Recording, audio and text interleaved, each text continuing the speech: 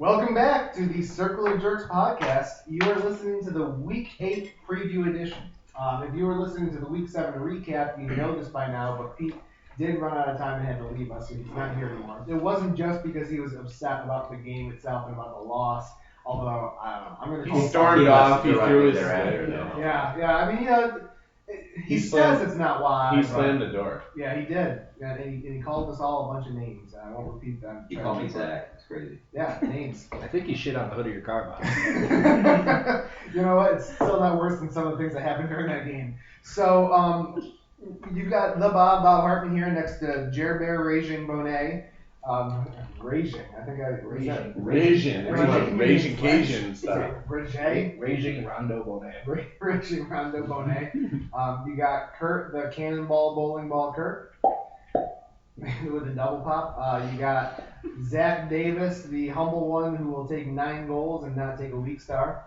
And you've got Matt Galuli, Ferngully, Jalali, however you want to mispronounce his name. He's still here. Whatever works. This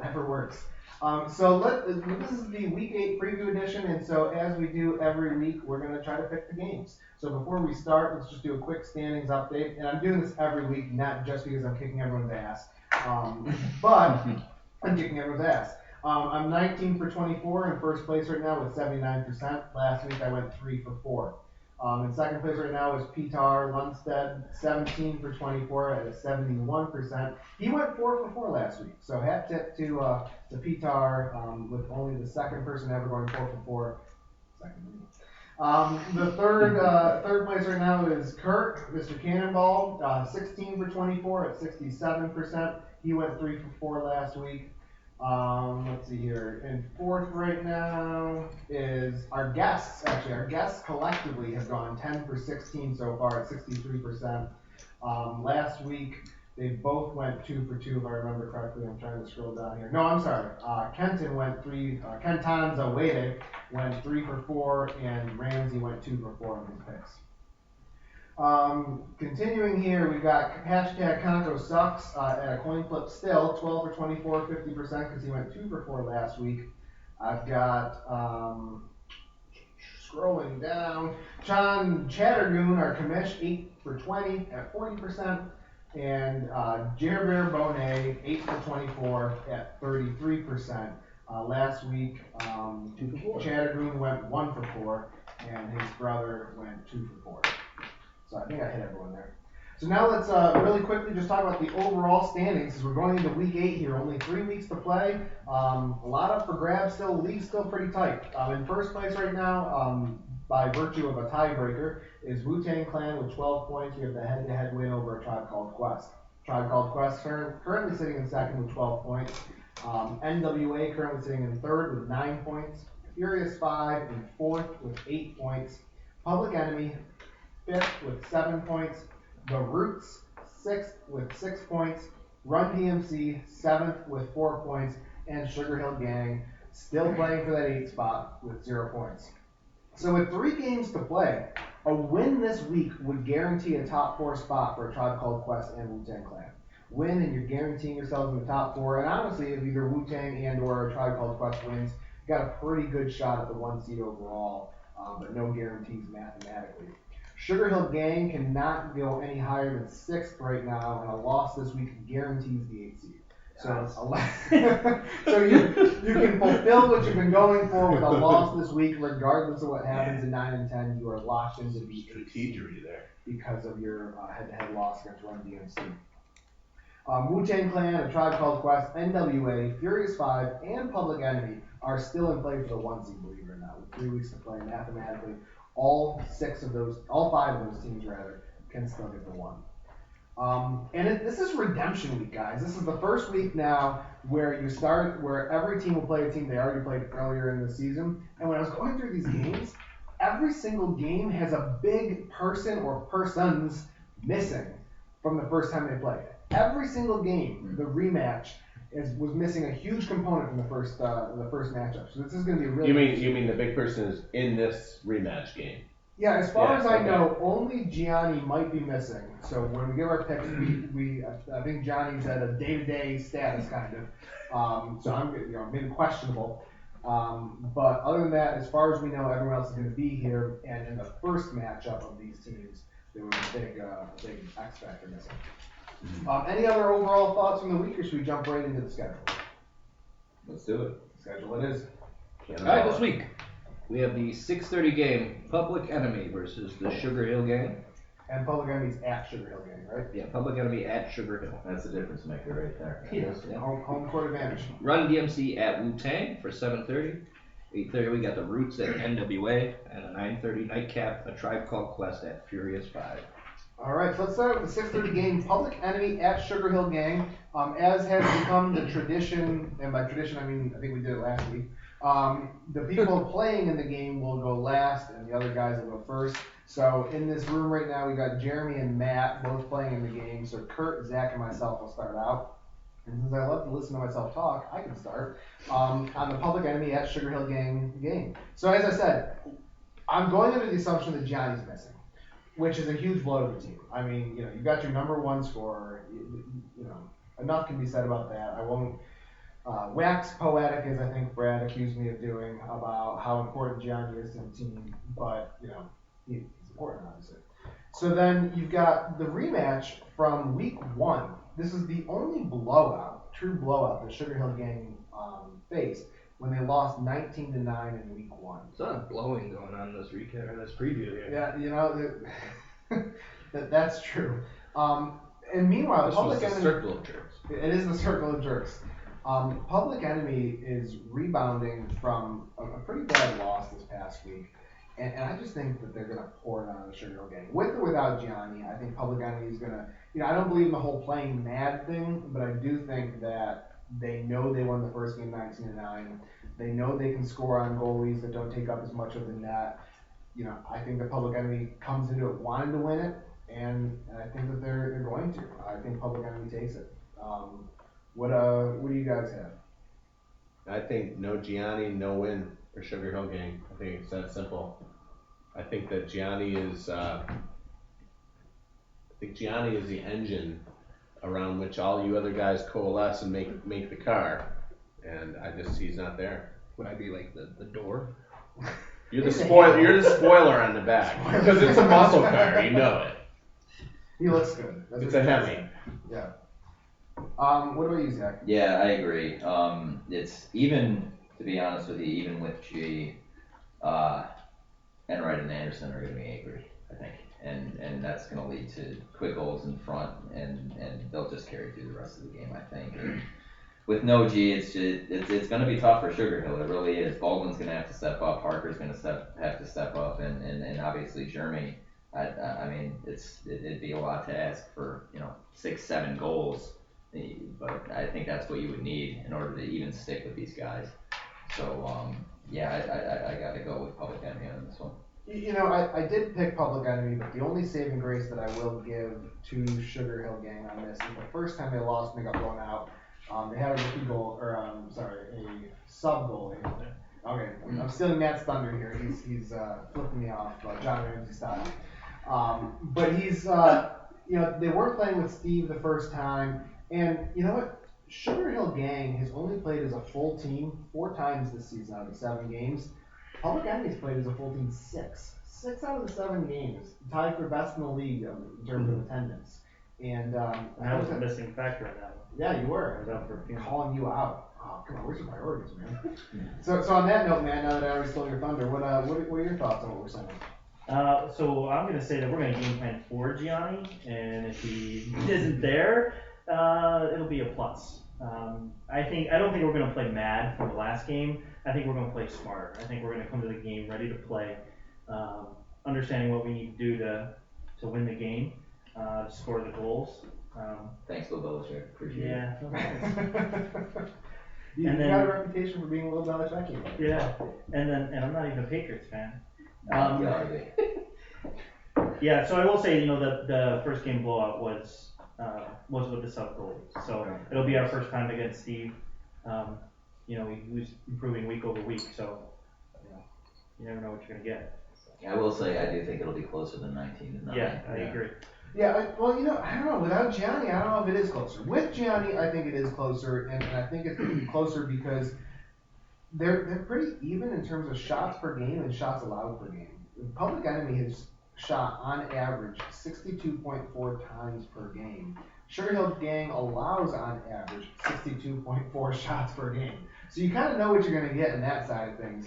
But Sugar Hill Gang has the second lowest shots on goal total, and that's with Gianni. Without Gianni, you guys just aren't putting the puck on the net enough. Yeah. I'm gonna go with the over on the 62.4. Over, okay. Yeah. Zach's taking the So over. mark it It's at down. minus 110 right now in Bovada and other books. You know, props to Steve though. We were watching him play this week, and man, does that guy know how to go down and cover now?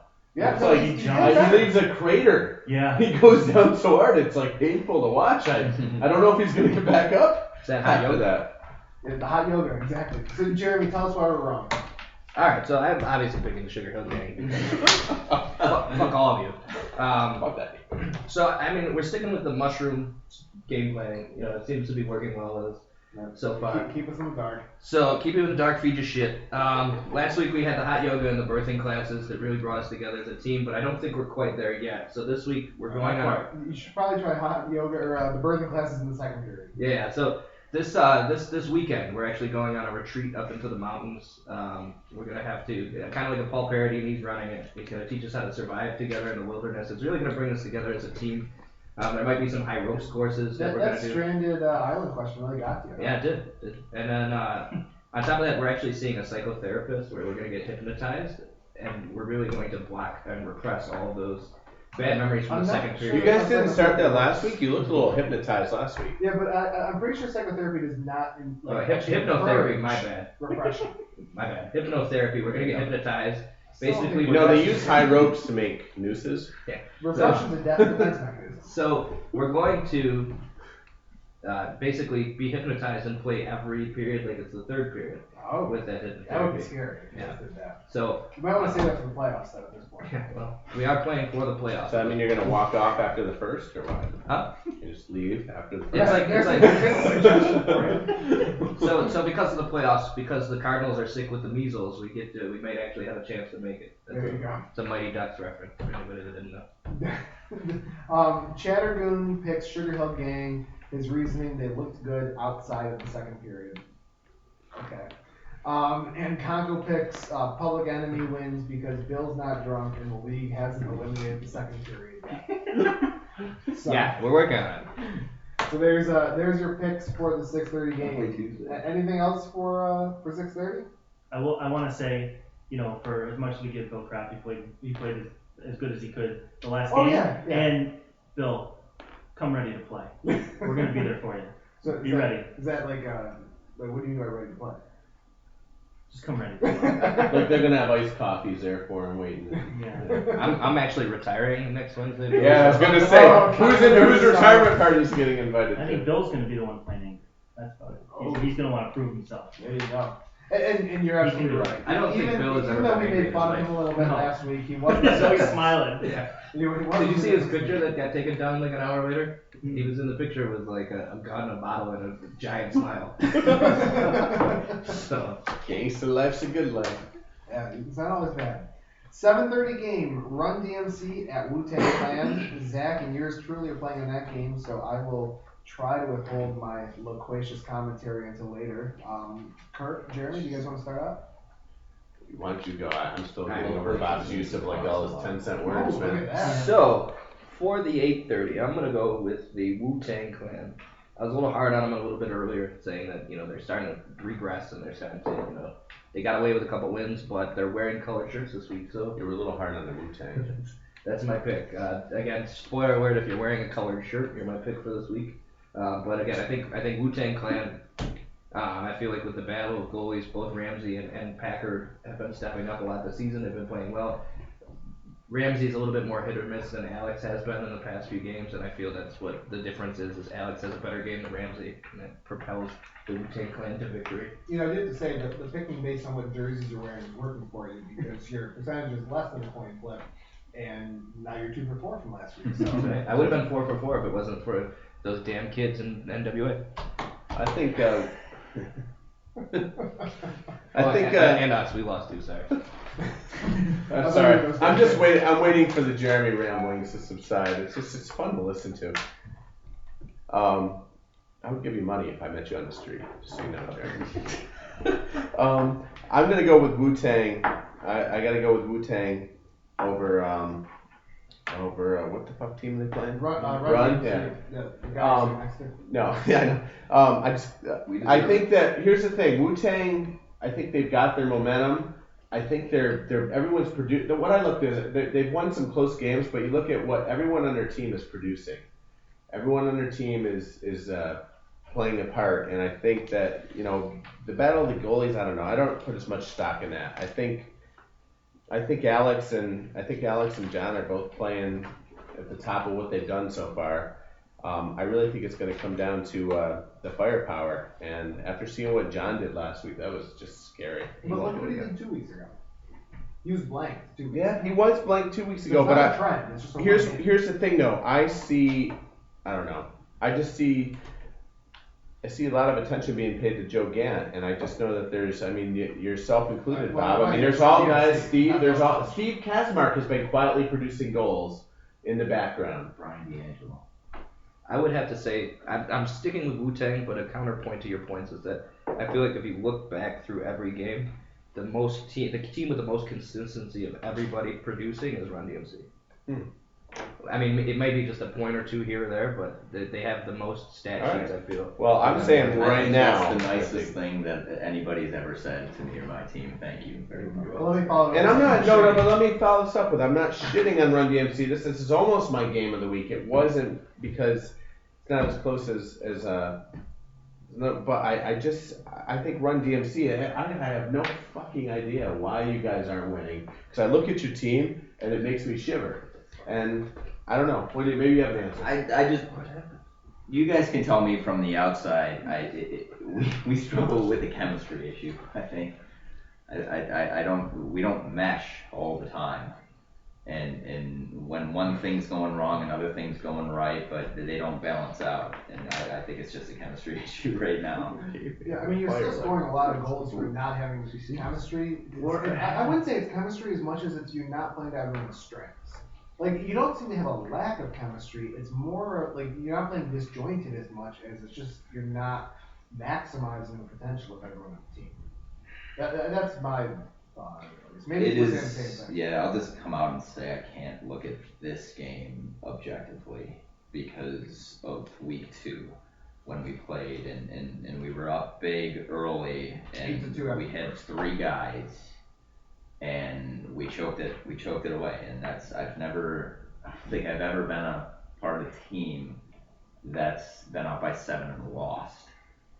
Well, and that's tough to swallow. In all fairness, I was you didn't fired have a up. We didn't, but I guess this is a good time to bring it up. Maybe we should start talking about sub situations. Because I am at the philosophy and integrity that no one subs.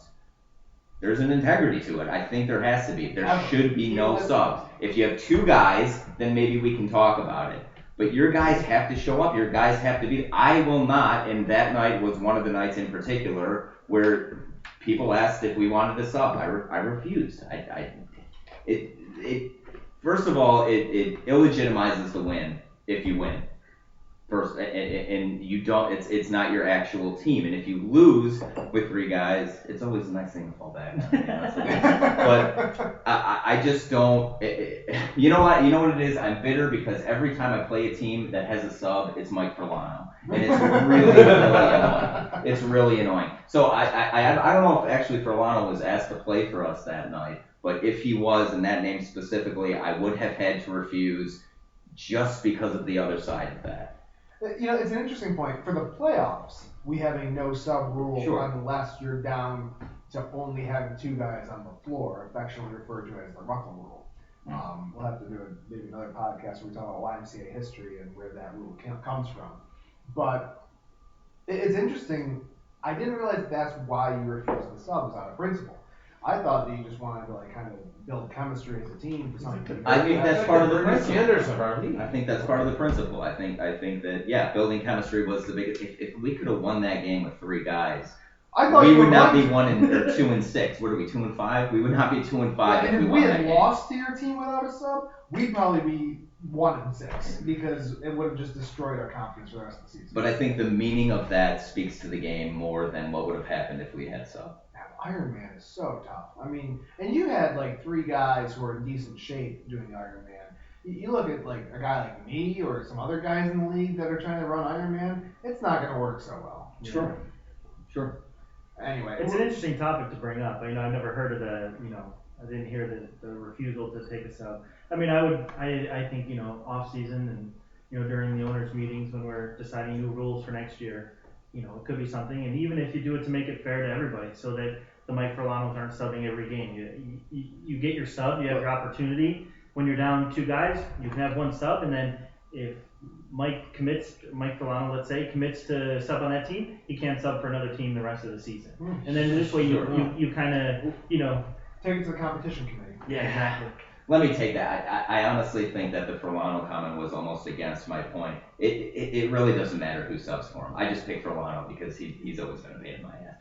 But I don't think if you've got like Paul Paradine subbing or one of the 2 goals and 2 assists guys. Right. One way or another it illegitimizes. Because it's another factor. Even when the Roots picked up Ian Puppy, Nate Monkey, Baby, Andy, whatever the hell. Don't do that. Dave King? Dave Don't King. do that. It was a different dynamic. It was a different style, which worked against them that game. But it's just an interesting perspective because we have the rule ever since we expanded that if you're missing 1 guy, there's no subs. You have another guy on the bench. But if you're missing 2 guys, then you should at least have a guy on the bench. I mean, and I've definitely been on both sides of the coin where I've won games in overtime for teams that I'm subbing for, and I've been on a team that's lost to subs, and I feel like, it sucks. You got to take it with a grain of salt, but at the same time, I mean, everybody for the most part is out there to have fun. Sure. I mean, there's the rule itself. It gives you the ability to. The other captain has total say. Like if you suggest a sub and the other captain's not for it, they need to speak out more. Sure. And that's what we haven't seen in previous seasons. We saw it this season, obviously the first week when we were going to pick up Conco and that, and the other team's like, well, no, you're not going to pick up Conco and that, and that's why we had Kenton. But when you say illegitimizes the win, I think you mean more for yourself than against the other team, don't you? Like it seems almost like. Yes. Like, absolutely. You don't really care if the other team picks up a win and you pick up a loss, but it's more your own morale, it's your own chemistry. It's my respect for hockey, I think. If my team is up, I try to be something. Well, he's kind of making an unarguable point because I mean, who can argue against the honor of hockey? I tend to be against you. Well, I mean, without sounding like a huge douchebag, but I mean, I'm kind of against you on this because I think that to what Jeremy's saying, it comes down to the fun, and it's not fun playing 3 guys against a full power team. No, that's true too. I'm just saying, I get what you're saying on a emotional point, but on a practical point, I guess is where I'm coming at it, and I guess with the veto power of the captain, I guess I kind of see it as I don't know, I mean the chemistry of the team is completely different when you're playing just 3 guys versus 4 or 5. As this league has gotten better, and it has, and throughout the last maybe 2 or 3 seasons, it's gotten so much better. Strategy is actually very, very important. Mm-hmm. Your captains, your vocal leaders, these guys are becoming even more important. And I think team chemistry and how your captains build your chemistry could be the difference between champions and teams that fall out in the first round, even if they are a 1 seed. I think that is the difference. And in order to build that, I think these are the things that we need to take a look at. I'm just the kind of guy that if our team is up by 5 goals, I don't shoot. Why are we shooting? It doesn't make sense to shoot. It's not good for us. It's certainly not good for the opposition. And honestly, it's bad strategy. Teddy Roosevelt. So, I think this is I know, I'm not very funny, but I do try to get into this stuff. It's a great discussion. We should go into it more, but for the sake of time, let's jump. We'll have a town hall meeting. No, and, you know what? How about this? Post in the comment section below on whether you think we should revise the sub rules and what you think they should be. But Galooly, what about your picks for this game, the 7:30 game, Run DMC at Wu-Tang Clan? I'm gonna go with Wu-Tang. I just think, on the board. I mean, it's going to be a tight game. It's going to be back and forth. But I just think Wu-Tang's got, between John and Joe, that 1-2 combination, it worked this week. It didn't work the week before, but, I think they're going to be able to pull it out this week. So. Zach, how about you? It's tough for me in this position. You want How many? over the other way? Phone friend? Have you taken? You took us? I took Wu. Everyone has picked Wu-Tang Clan so far. Okay, we'll see what happens next week. Come on, He Chatterton. did When are you say- gonna come on? You gotta pick a team, man.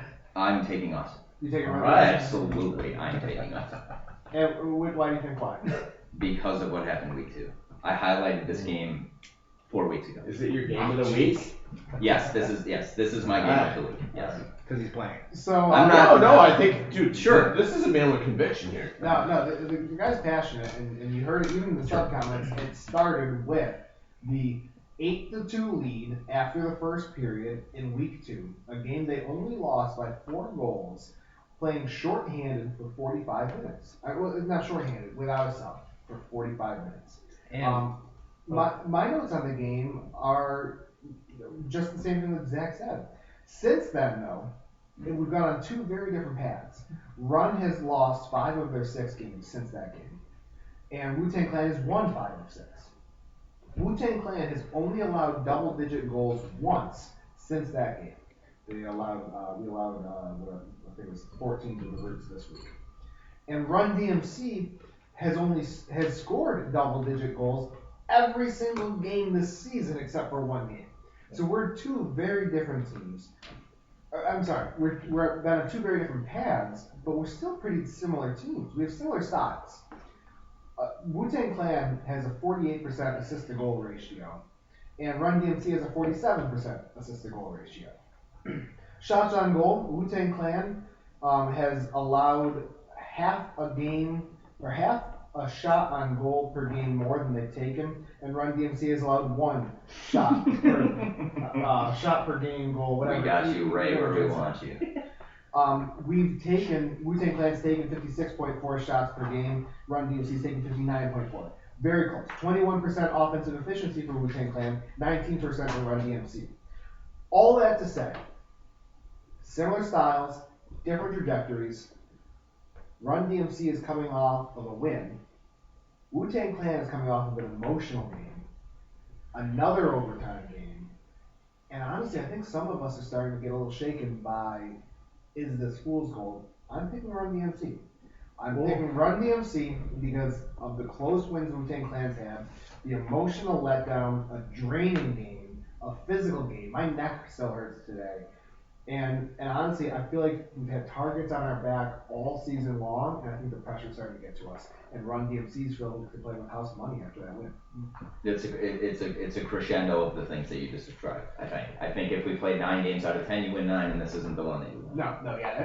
I don't know about 9, but you're right. I think we normally would win, but this week is not our. Yep. I just don't think it's our. Crescendo of emotion. That's how it goes sometimes in hockey.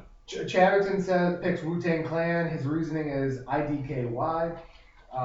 Shows I don't know why. I don't know why. And Conco picks Wu-Tang Clan. It's like a complete antithesis of the analysis we just got. Conco says Run DMC keeps it close, but Wu-Tang wins because IDK like, oh my god, why? His response was after Chatterton, so I think he was great on John. Anything else on the 7:30 game? You have 3 guys playing that all got somewhat injured last week between you, Bob, and Rob, and Brian D'Angelo. So How is the different game. You're gonna The have more hand, the equipment. teeth, and the neck. Who do we need an injured reserve list in this league? I think teeth plus neck equals 1 concussion, though, so I think we balance each other out. For those of you listening, I don't actually have a concussion. For those of you listening, I don't actually have a concussion. Nice. And Rob got his teeth fixed, so you won't be able to hear him whistling as he runs up next to him.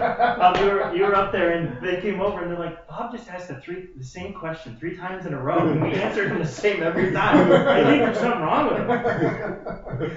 You should have said judging a podcast. He was asking which car was Ian's in the parking lot. You know. Yeah, I had to sit on like 500 cars. Hopefully I got the right one. Yeah. What'd you eat before to be able to do that? The right You got a hat trick up there. Yeah, That's one time I'll have one. 8:30, the Roots at NWA. Nobody here is playing in this game, so you can start out with whoever. Yeah, I'll start out real quick then. NWA lost 7-17 in week 4, but it was without Mike Bryant. So the first game, Sugar Hill wasn't playing with their goalie. The second game, Run DMC wasn't playing with hardly anyone, missing 2 guys. This game, NWA is missing their number 1 pick, Mike Bryant, and lost by 10 goals.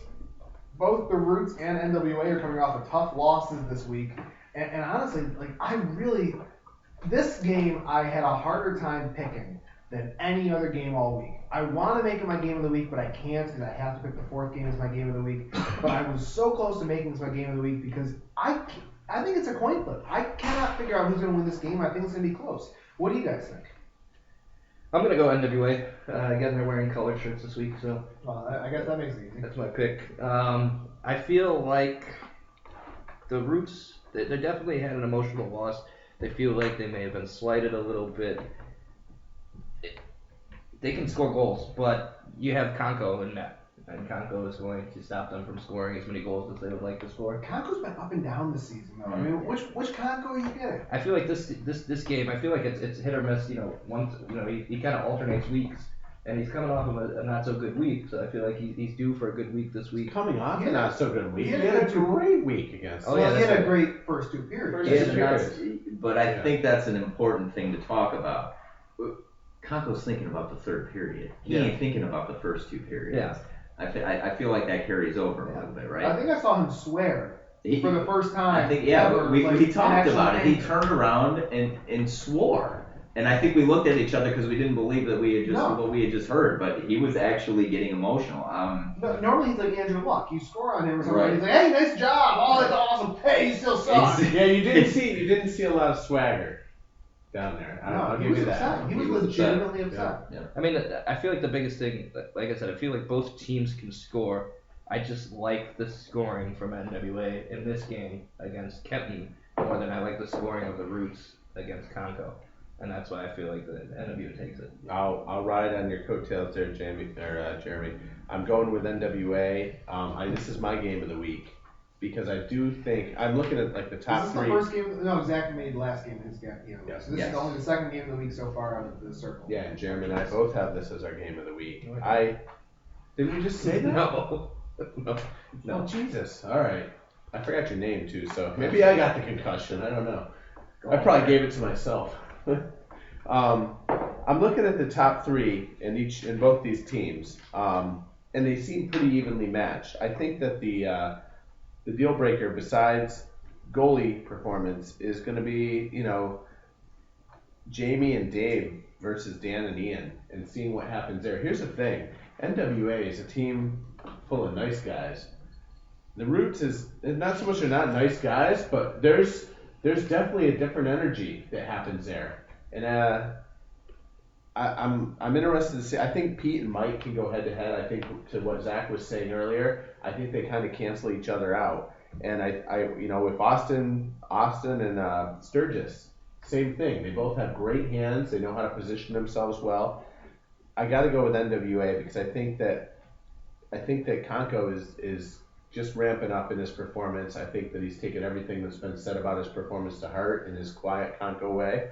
And I just see him having a better game than Kenton, and I really do think it's going to come down to the goaltending. I see it the other way because of what you said. Okay. Because of the personalities. I think that the Roots are actually going to be stronger from last week, and it's their fire. Mhm. I think is going to overcome NWA. This So interesting that you tend to go with the emotional anger side, which is a counterpoint to Bob's not going as much with the The biggest- emotional No, I mean, side. I think emotion's important. I think anger. But and the passion are anger, important. yeah. But in terms of like the memory from last week, I feel like is often overstated. But Zach seems to think that plays a much bigger role, and I think that's interesting. I just think it's interesting how different. It's almost like you're feeding the same wood stove with different kinds of fuel. I like it. Well, I mean, my wood stove is burning at 79% right Yeah, you got I understand. pellet fuel. now. Sorry. Zach's laying in those hardwood logs. Oh yeah, Yeah, I went there. So, Zach, what other reasons do you have for picking the Roots? I like Austin in this. I think Pete draws guys, and Andy with his hustle draws guys in the corners, and it is prime for Austin. I feel like he's gonna stick. We might see the goal of the week coming out of this game, Yeah. and it might very well be by him. His game reminds me, not to put myself on a, but like of Joe and myself as far as his handling, his vision, how he sees, how he controls the play. I think he's gonna have a big week. I do. I think he'll be the difference. Conco's gonna be good. Kenton's gonna step up a little bit, I think, but I think Mike Bryant's gonna go big in the third period, but I think Austin is the X factor. It's just gonna have too much. I think he might have 6-2 maybe. I agree. I think Austin. I agree to a point. I agree because I'm picking the Roots, but I don't agree because of Austin. And I think Austin's amazing. I've been accused of being a little too high on Austin so far this season through these podcasts. But I think NWA's defense is strong enough top to bottom to rotate to the right guy. I mean, yeah, they're going to try to shut down Mike Bryant. Pete, but they have Mike Bryant, they have Mike Sturgis, they have Newberry, they have Havlicek, they have Post. They have the strongest 5 guys when it comes to defense out of anyone. So someone's going to pick the open man, someone's going to pick Austin, and I'm not saying they're going to shut him down. I think he scores 4 or 5 probably, but I don't think he's the difference maker. To me, this game comes completely down to the goalies. If we get Conco of this season, who's been up and down, hit or miss, a little spotty at times, I think the Roots win. If Kenton has a good game, he doesn't have to have a great game, he has to have a good game. If Kenton has a bad game, then all bets are off. NWA probably takes it because Mike Bryant and Mike Sturgis both can shoot long. And if Kenton starts breaking down, those are going to go in, and it's over. But if he can stand up against those long shots, if he can have a decent game, a mediocre, good game for him, then I think the Roots take it because I just think that NWA doesn't take enough shots. They have the fewest shots on goal. The Roots take the most shots on goal. So Conco has to have a Conco-esque game of yore where he shuts them down, and he's just not doing that yet this season. Not for a full 3 periods. I'll jump over. You're right. I think you're absolutely right. I think that if Kenton can step up and play with Conco, I think this game is evenly matched. You're right. I think it's on Kenton. I think if he plays B-, they're not going anywhere. If he plays A with Conco, I think you're absolutely right. I mean, every game comes down to goalies in some respect, Sure. but this game I could not pick because I just don't know which goalie's going to have a better game. And that's why I don't agree. Galuli, what do you think? So at first glance, I had, just quickly looking at this, I'm like, yeah, you know what, NWA is gonna take this one.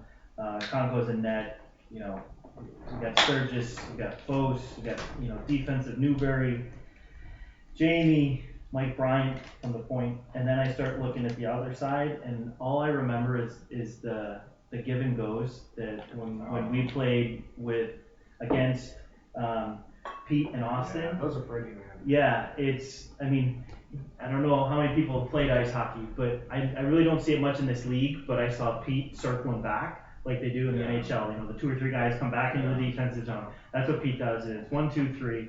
I think Conco's going to be off his game, but they know how to make the passes. So I think they can squeeze through, that NWA defense and, put it between the legs, put it between the stick, make the pass. And both of them are just going to, snipe it over Conco. I mean, he sucks, so. Conco sucks. No, yeah, that's a great point. And the Roots, it goes. I don't think we've been talking about that enough lately because the Roots have been on I think a 3-game losing streak. But that chemistry they have and that awareness and that vision it's just so awesome. It's so important. The whole team has it. I speak of those two, but you have Ian and Andy, Dan. They do. For guys that haven't played ice, I don't know if Ian has. I don't know if Andy has. I know Dan has. But the 3 of them play like they have almost, in the sense that, and I don't know if it's the Pete factors. I know Pete has played with Ian. I think I said Ian. They're almost like the same guy now. It's like Brangelina. You know, they played together so long, maybe he's learning from it, but like, you're right, that team has such great offensive chemistry. Right. The defensive chemistry could probably use some work, but they love to score goals. As far as the chemistry goes, I think Pete actually adopted Austin as like the big brother, big sister program. So I feel like that has a lot to do with the chemistry of those two guys. You know, the one thing we haven't really talked about too much is these are different styles. NWA is pretty low scoring. I mean, they've only scored about 10 goals per game versus about 14 goals per game for the Roots. And NWA is also pretty low on defense, or high on defense in terms of not allowing a lot of goals on defense. They've only allowed 10.4 goals per game compared to the Roots allowing 13.9 goals per game.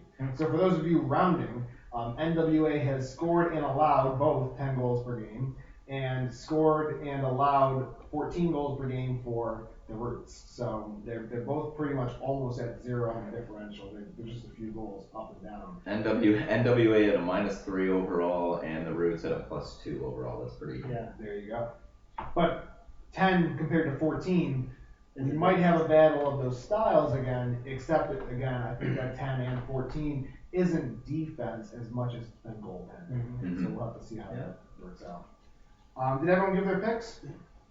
For Conco picked the Roots because, quote, the Roots are on fire. Someone made the crack earlier, so I don't want to take credit for it, but who says the Roots are on fire on a 3-game losing streak? Did any of you guys Burning planes crashing into islands are on fire too. You know, it might have been Pete that said it then, because he's not here anymore, but someone said that crack. I don't want to take credit for it because it's pretty good. It was Pete who said it. Oh, I'm sorry. That was Chatterton who said the Roots are on fire. Conco also picked the Roots because Petar picked NWA, and I'm motivating my team. I believe in them. With a random parentheses mark that didn't really belong. All right, do you want to move to 9:30? 9:30. I think we should. It's a Tribe Called Quest versus Furious 5. Sorry about that. Yeah, this is my game of the week.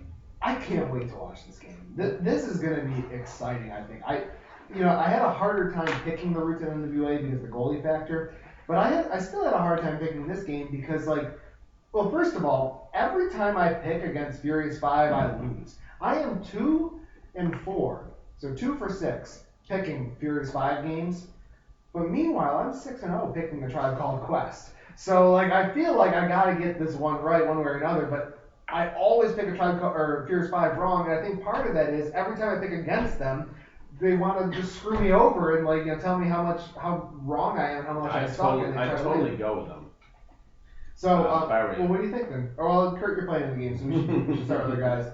So, in week 3, a Tribe Called Quest won 11-6, but as has been the case with every single week so far, or every single game so far this week, they were missing key components, and Furious 5 was missing both Gaffey and the couch cushion man himself, Tim Scott. The last loss for Furious 5 was that game. They've gone on to win their next 4. And a Tribe Called Quest is still 3-1 in the meantime.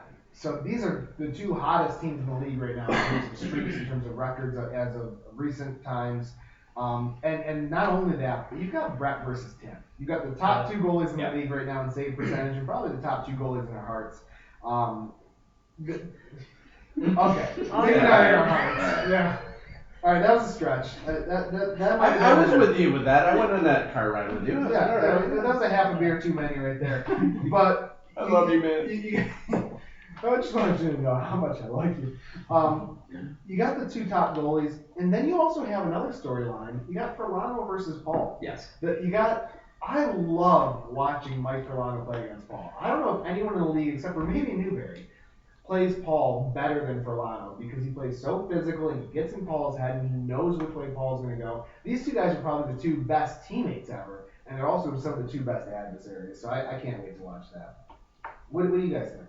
I have this as a game of the week. This is like week 16 of the NFL kind of thing. It comes down, it's a divisional kind of game where the implications are going to be huge for a win or a loss, whatever it is. I think the goaltending is going to be great. I think it's going to be low scoring. I love the fact that it's the 9:30 game, so every game before then, if you're playing in the game before then, stick around for this game. I think this is one where we'll have, like Zach was saying, we'll have a big crowd at the end, because I think it's just going to be awesome to watch. And as a fan of hockey, it's going to be fun. I'm also going to call this my game of the week. Wait. Did you let us know who you picked? I You did not. not. No. I think I'm going to go. Don't be pulling a Chattergoon on us. Yeah, I'm gonna go with a Tribe Called Quest, and I honestly it's a coin flip, so I can't even give too many specifics why. All I know is I did have a W marked down and I scratched it out for some reason, so I wanted to change my mind. But You realize that the more people who pick a Tribe Called Quest, the higher the chances are that Furious 5 wins because of that Paul factor. So. Yeah, but you don't know. Maybe a tribe. Maybe we feed on positive energy. You never know. But not as much as Paul feeds on negative. That guy eats that shit for breakfast, lunch, and dinner. Furious 5, 10-6. I'll go with the score too. I think below double digits. It's going to be low scoring. Furious 5 is the best team right now, in my opinion. I know Tribe Called Quest is hot. They're the two hottest teams, certainly. Furious 5 is the best team. I think that they will shut down defensively. And I think that it's going to be close game, first period, close game, second period, and then we're just going to see what we always see. Close game halfway through the third period, and then Furious 5 scores 3 straight, and that'll be the end of it. You know, about the low scoring, a Tribe Called Quest has allowed the fewest goals at 7 per game. Furious 5 has allowed the second fewest goals per game at 9. So That's great goalies. Great goalies, great defense. Excuse me. Like I said, I feel like this is my game of the week as well. I'm going to go Furious 5 over a Tribe. I wanted to pick the Tribe because I feel like Jeff Burge is probably my sleeper pick for MVP at this point. I feel like Brett's doing more for his team at this point, but I feel like this is the game that emerges where, Furious 5 puts some goals up on Brett, and Jeff Burge kind of steps into that role. He's been quietly the most productive player on his team, I feel, offensively, with not only just points, but I feel like his gameplay and puck control, defense that he steps up and plays for that team too. With that being said, like I said, Paul Parody is going to take over the game like he has. Anytime that they have a big game, it's on the back of Tim Scott and on the back of Paul Parody. No offense to the rest of the team. The rest of the team plays their role, and they play their role well. Tim Scott has proven in the past few games that he's been really hard to score on, and I feel like a Tribe Called Quest has trouble keeping up in the scoring. Sure. Yeah, I mean, I think it's going to be low scoring. Neither team has scored more than 13 goals this season. Furious 5 scored 13 twice. A Tribe Called Quest scored 12, I think once or twice. Speaking of which, how about the talent in this league that we're going to say this game is low scoring because, they've only scored 12 or 13 a couple of times. I mean, I'm sorry, Steve, you picked the wrong season to come in as a rookie goaltender when the scoring is at an all-time high. But it's down from last season. Is it though? Significantly. I feel like the players. From the season. Well, I feel like it's maybe not so much down, but it's more spread out. Yes, absolutely. That's exactly what I mean. Because the top scorers aren't putting. It's not as top heavy anymore. Yeah, it's not as top heavy. We've crushed numbers, which is great. But I'll bet if you look at like the total, I don't know, we'll have to look at this. Total goals? Total goals scored. I just feel like, the goalie save percentages are all, I feel like, lower than any season past. And I feel like the goals are up high. Like if we're talking about like double digits, like 10 goals, 11 goals being a low scoring game, that just seems high to me. I also feel like though that's also in comparison to last season. That's what makes it seem low scoring. Because you're thinking about a 10 or 12-10 game, and last season you had a lot of 18-12 games. Sure. We had a lot of kind of realize in your head that it's low scoring. That could be. A Tribe Called Quest is giving up the most assists. But Furious 5 has the fewest assists. And so this is one of the things that came down to me is like, well, okay, Furious 5 has the fewest assists registered, and you've got to be passing the puck and like passing it well to score on Brett. But the same can be said for scoring on Tim Scott. You got to make a move to side, and you've got to have that passing, and you've got Paul in the middle. And the Tribe Called Quest is allowing the fewest shots against. So Brett's not seeing as many shots. Meanwhile, Furious 5 takes a hell of a lot of shots. It takes 61.1 shots per game. I think it's close. I think it comes down to the chemistry, and that's why I'm picking a Tribe Called Quest. which means I'm going to be wrong again. I'm going to be 2 for 5 picking Furious 5 games, but I have to pick a Tribe Called Quest because they've played together more. They've played together 6 times this season compared to Furious 5 only playing together, I think, with the full team maybe 3 times. I have to look at that again. And I think that chemistry comes through for them in a close, low-scoring game. Kurt, I think the only one that has to pick that because you're playing in the game. Yes, I am playing the game. And I did hear from a wise sage once that team chemistry is one of the most important things that you can have. He was also the guy who just made me decide that maybe the Tribe Called Quest can actually feed on some negative energy. Because he picked Furious 5 for this game. This is a tough game. I meant it when I said I'm shaking in my boots every game we play because the talent level is so high, and I don't ever feel like anything's a lock. And this game is a perfect example. We beat them without Gaffey and Tim. That's a giant. That's like not even an asterisk. That's like a giant blot over top of the game. A guy who's in contention for goalie of the year, Yeah. and a guy who is a 3rd-round pick and a huge. He's a difference maker on the team. So the fact that we did not play against them, I don't lend any credence to the previous game. It means nothing to me. What does mean something to me is the chemistry aspect, and I just see us like I think you brought up a good point about Paul and Mike. I think that Paul and Mike, they can play each other. It becomes an algebra problem for me here, and I don't know. I think we worked Jesse Trito over pretty well when we played him, and I think we can. Gaffey's the X factor for this for me. I mean, we're gonna have a hard time with Tim.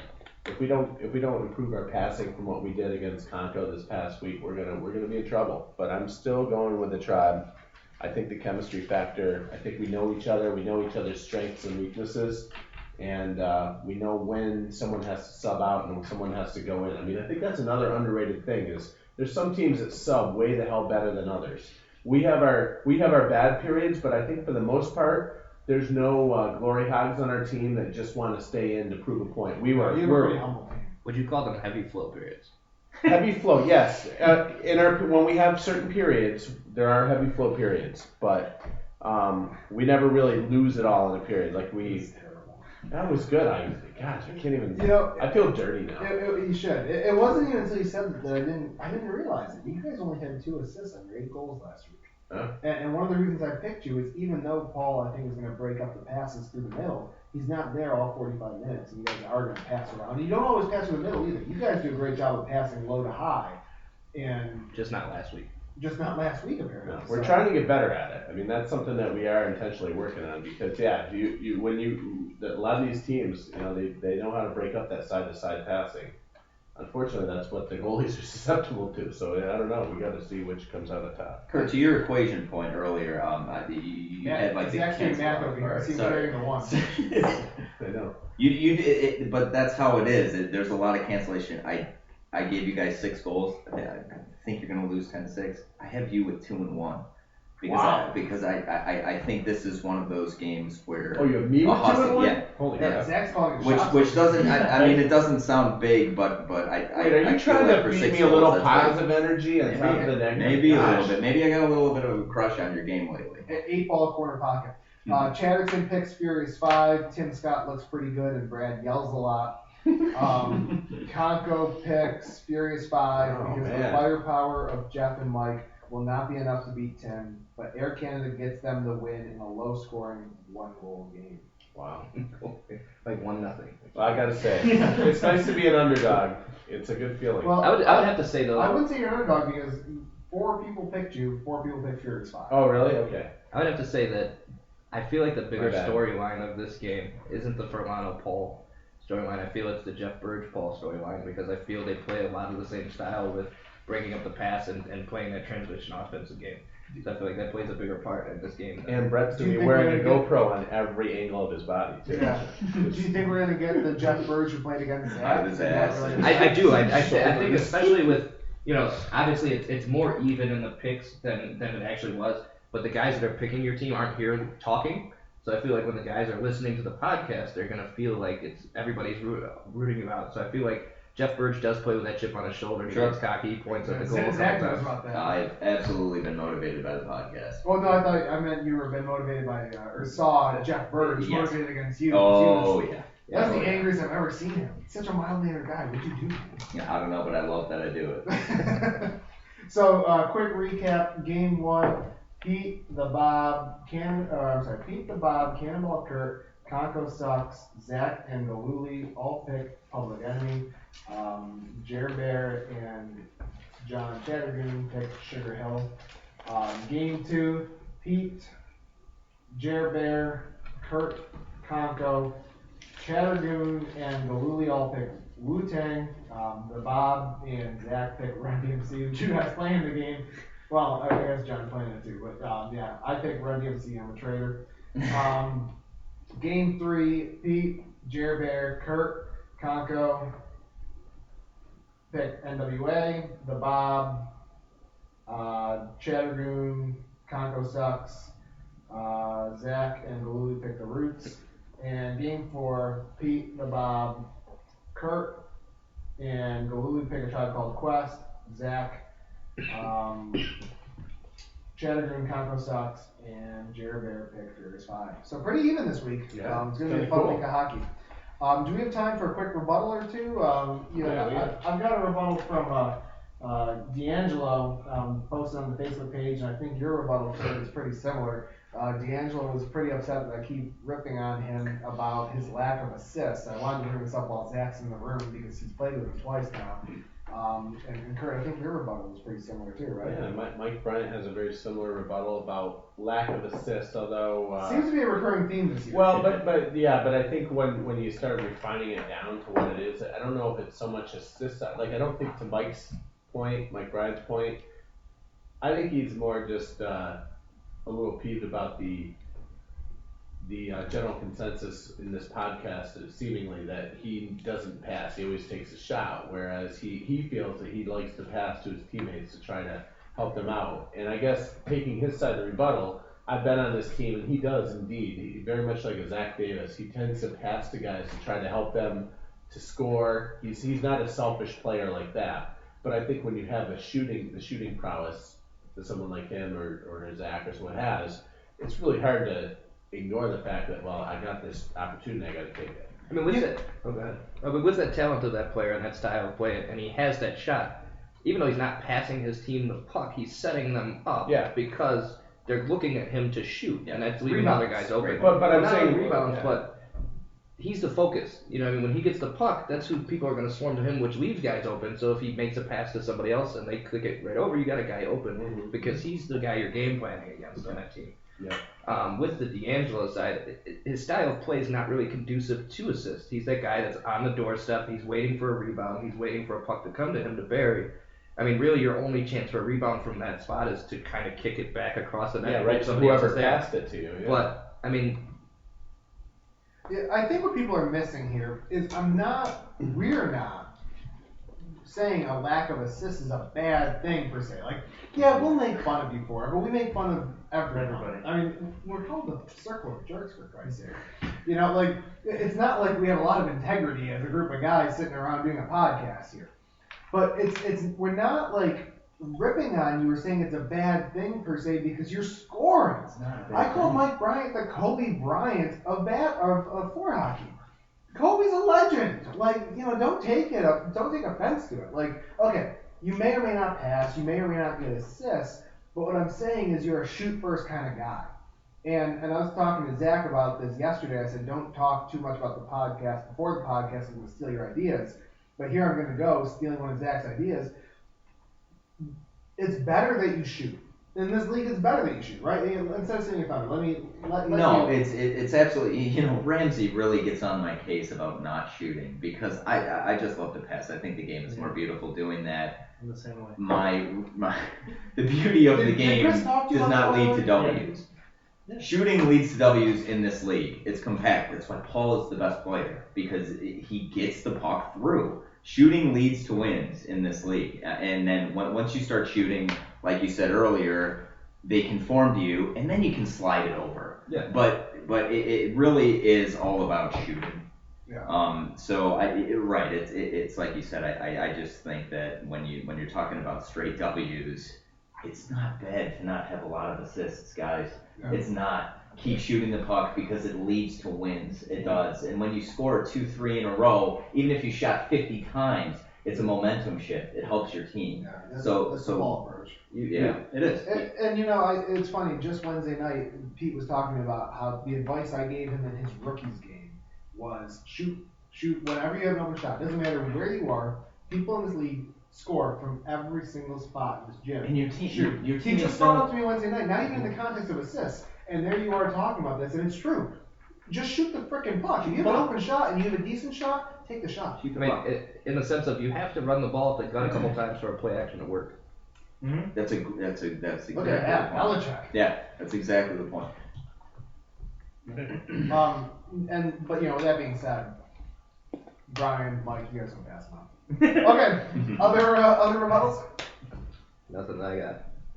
I mean, there's been a lot of, I mean, not just this game or this week, but a lot of, I'd have to say that the refs have gotten a lot of flack, and we've talked about it, and I feel like in past seasons we've done it, and probably before the next season we're gonna do a refs clinic where if you're interested in reffing or if you want to just learn the rules, the Y style rules, because they're not the same as like ice hockey. Yeah. We're gonna invite people to come out to the gym. The guys that ref often are gonna kind of go over the rules, and then if you're interested in reffing the league, this is your chance to go That's through good. this and. I don't necessarily want to put a mandatory thing on this.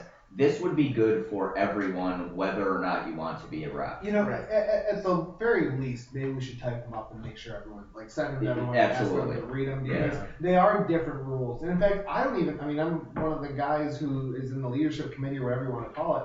I don't even know all the rules. I go up to Tim Scott after every period. I'm like, wait, so can I do this? Wait, I can't do that? I can't hook a guy around the neck and tell him that he's like a giant little baby? Just to throw this in, we had a penalty last week on a shift.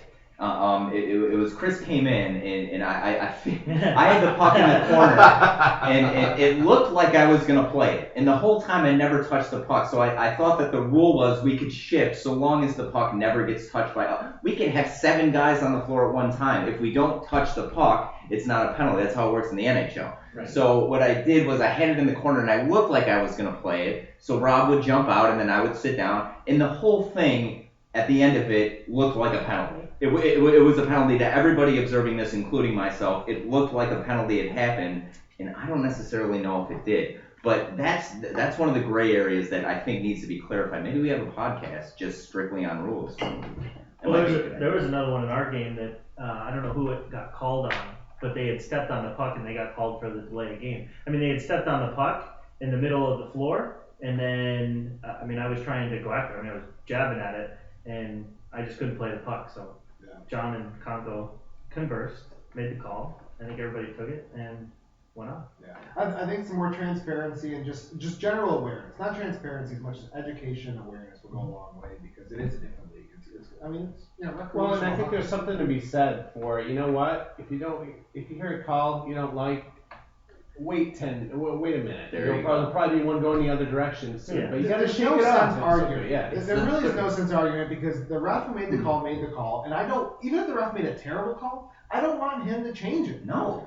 Stick with the call, move on with your life, and you know what? Go home, kiss your wife, and go to work the next day. It doesn't matter. That's the other issue is the farther the season goes and the more arguing with the ref, the less tolerance they're going to have for it. So the minute that you start to argue, you're going to see more unsportsmanlike penalties. And we started to see it a little bit more. And just counting the fact there's going to be blown calls. Someone's probably going to blow a whistle on a bad cover. It's It gonna just happens. We're humans. We don't have great angles. We don't have that many people doing it. It's gonna happen. And sometimes we just don't give a flying fuck either. Not to We mention, just want to get out of there. it also boils down to nobody's paid to do this. Yeah. And it's a recreational league. Nobody's out there to fucking slight you or. Right. Yeah. The hockey rage, guys, it's 11 seconds, and then it's over. When you And get that's why to we the all peak, play which is this what thing, hockey yeah. brings out of you, count to 11, and then see how you feel, because you're two different You people. gotta go to 11. You gotta go to 11. Yeah. That's my That's extra little push over the That's cliff. my favorite number. Extra little push over the cliff. Yeah, I need to get off my soapbox. I'm one of the worst offenders at this, and I just, I I'm face talking washed to a ref myself. this season. Yeah, Jeremy face washed the ref. So let's just keep that in context. But what we're saying is we're all of us around the circle are guilty of this. So we're talking to ourselves as much as we're talking to anyone else. You can still look at a ref in incredulous disbelief at a call he made. That's cool. You can still make a wanking motion Yeah. with your hand if you want, as long as you don't say anything. Right. Agreed. That's actually might not be true. So let's go to the question this week. We're already running really long on time, so I'm going to shorten my question to: you are starting your own business. Who is your CEO? And who is your, either CIO or CFO, CTO? Who's one or two guys total? You love hierarchical structure. I You really do. Really I don't know what do. those That makes acronyms me a little bit are. nervous. I don't even know what those acronyms are. All right, so Chief If there's a Executive swastika in the hot Officer, tub, I'm gonna get Chief worried. Financial Officer, Chief Technical Officer, All Chief right, cool. Operating Officer, Oh, fuck. Senior VP of Sales, Chief Marketing Officer. All right, going on. so you're not going to be in my answer now. Thank you. Wait, Chief Acronym Officer? Is that one? So that's what I'm thinking for this week. Just maybe one or two guys to basically run your company is what I'm trying to get at. Jerks. I'm just looking things over. Sorry for the brief pause. Maybe I'll edit this out. I doubt it. He probably won't. These are like 3-day questions. we Pete gotta be Skidmore, asking. where is the music? Because we could really use that right now. All right. On that note, I'm gonna go with Pete Skidmore. I don't know titles, so I'm not gonna give anybody titles. But Pete's in there. He's running it. The guy shot himself. He's dependable. Wait, how does that make him dependable? Because anybody that can shoot themselves and keep going, that's a guy that I want running my company. There you go. That guy will take a bullet from himself for you. Outside of that, I feel like Tim Scott's got to be up there. He's kind of a no bullshit guy. Yeah, you gotta have some leadership qualities. He's not gonna take shit. He's gonna stand by kind of what let you things want. go. He's got a mustache, so that's already a plus. He's got a mustache? Sometimes. Oh, okay. And Must have missed that. most people can grow a mustache and shave it as well. Most people. Outside of that, I'm trying to think if he wasn't there. John Strachan. The Strack Daddy is going to be there. Because he looks like somebody that you want running your business. Like, you need somebody that looks good in pictures that you put on Yeah. news bulletins. No, you're right. This is the guy. He definitely has that professional look to him. So yeah, I got Strachan, Tim Scott, and Skidmore. No titles, just synergy. That's right. That's right. I would take Gaffey and Andy. I don't know why. Great reason. So I'm gonna go with my chief technical officer is gonna be Dave Post, just because he can put the websites together. Yeah, you got it. Sure. He and I are actually kind of working on a little joint venture ourselves with our own little thing. So we'll let you know how that goes. My public relations person is gonna be Tim Anderson, just because if something goes wrong, Sorry. Tim's gonna be out there, he's gonna be apologizing to the public. Completely sorry, guys. It's never gonna happen again. I promise. Until he And then he's gonna punches snap. you in the throat. Yeah. You said what? And then my director of analytics is gonna be Bob, because he'll analyze Because of anything. that display 5 minutes ago, right? What's this one? Still concussed. Wait, what's this one? Wait, where are we? I'm gonna go with Rob Maston as my CEO because the guy handles adversity quite well. I was gonna say, he's gotta have some connections to get his teeth fixed already. Right? I mean, Instantly. It's like it happened that night. I think it's like Is he a Lincoln dental Oaks. hygienist or something? What does he do? Did it himself. But like, not only did he get his teeth knocked out, or parts of two different teeth chipped off, he goes off the court and like 90 seconds later he's back on. Like, he all was out in a right, minute. you know what? Let's keep playing. Like, you didn't make a Like big you do. deal out of it. Like, all right, this happened, and you need that in a leader. You need someone who can adapt, who can adjust, and who can continue to just move forward with the plan. And on that note, I will go with Brett Siebert as his second in command because the guy's just always unfazed. He's always just like, you know what? Doesn't matter what happens. I've got a goal, and I'm gonna. Hopefully they communicate through email. Maybe sign language. Is it up to me? I think you're the last one, All Kurt. right, I'm going with, I had multiple approaches on this, but I think I'm gonna go. I'm gonna like run more of a Duck Dynasty kind of preparation. So I've got Paul Paradine, Shane Humphrey, John when he back when he had a beard, and I'm probably gonna go with Steve Newberry, and I'm gonna dress them. They're gonna wear camo, and they're gonna. What are you selling? I don't know what I'm selling yet. I don't think those guys knew what they were selling. How do you snub Jamie on a beard crew? What? No, I haven't gotten down there yet. No. Jamie's my CEO. These guys are like, you know what? I'm trying to picture out who's the crazy whack guy in there, the old guy there. Yeah. I don't know who my side would be, but I'm just gonna go for sheer like beard. You guys are gonna sell Beard mustache next. I think they're gonna run Dollar Shave Club. Yeah. I think they're just gonna sell pure attitude, and they're gonna find a way to make some kind of new social media platform out of it. All right, well, D'Angelo's already got dibs on Conco's Crazy Straws or whatever it was. So, well, hey, thanks for Zach, Matt. Thanks for joining us. Pleasure's all on this side of the table. Thank you, guys. This was great. Podcast here. You guys just listened, if you're still around, to the Week 8 preview edition of the Circle of Jerks. Is it Wednesday yet?